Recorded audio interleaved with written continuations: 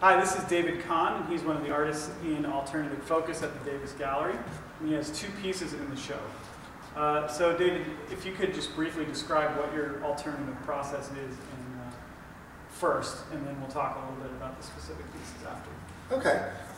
My approach to photography is the photo montage. Instead of taking a photograph and processing it itself as an image, I create photographs and then I use them as paint to create the final image. So my goal is to take a final image out of its pieces.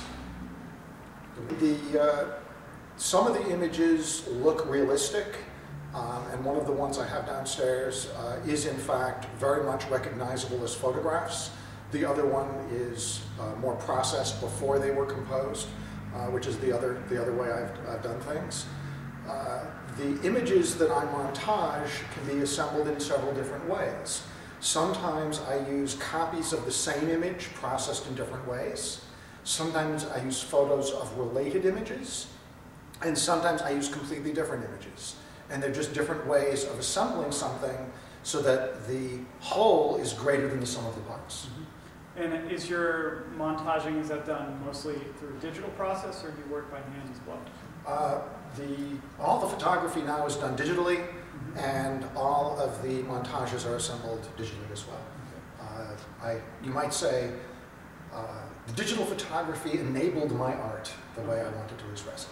And were you working with photography before that in a different way? I had a 35mm camera, like many photographers.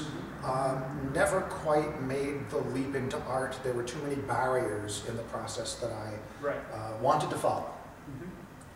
Mm-hmm. Pretty much when I got my very first, very low-tech digital camera in the very early days when they were not really good enough, immediately I knew that it was going to be a major force mm-hmm. in photography.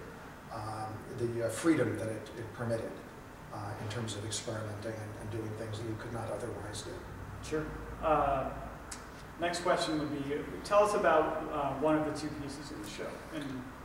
Okay. One of the pieces is called Forest of One.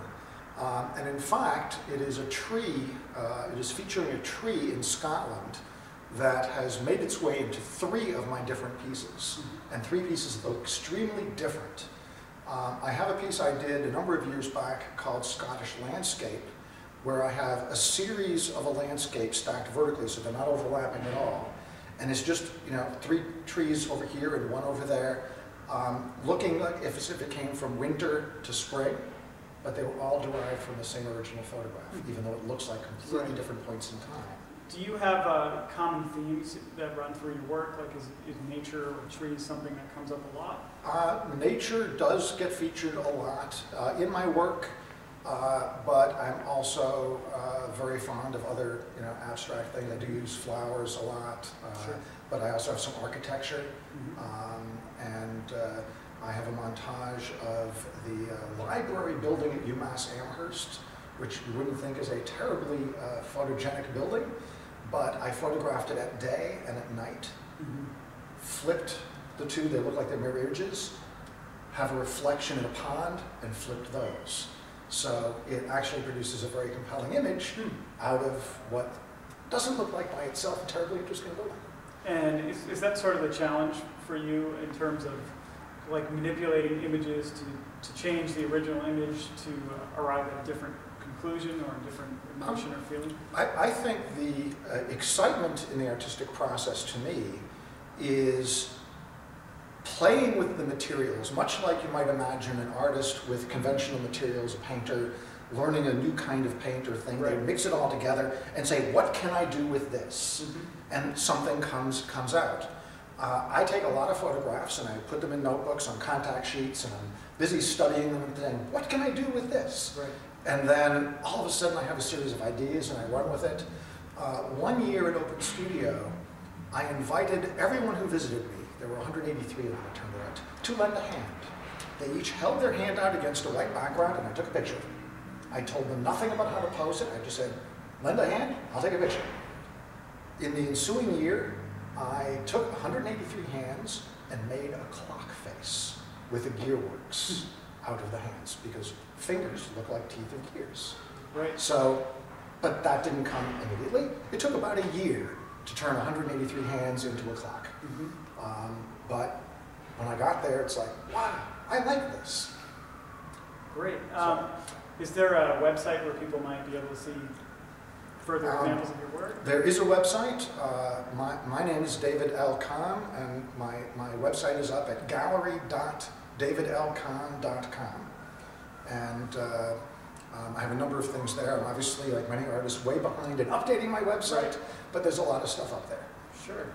One other thing I would also like to mention, for any photographers that are interested in artwork, I started a group called New England White Painters, which is a group of photographic artists.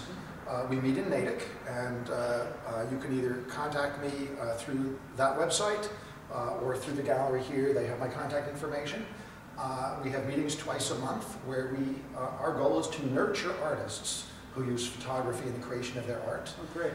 We also have a pod of people here in Worcester, and occasionally we have a lecturer who's doing electronic, like a WebEx talk.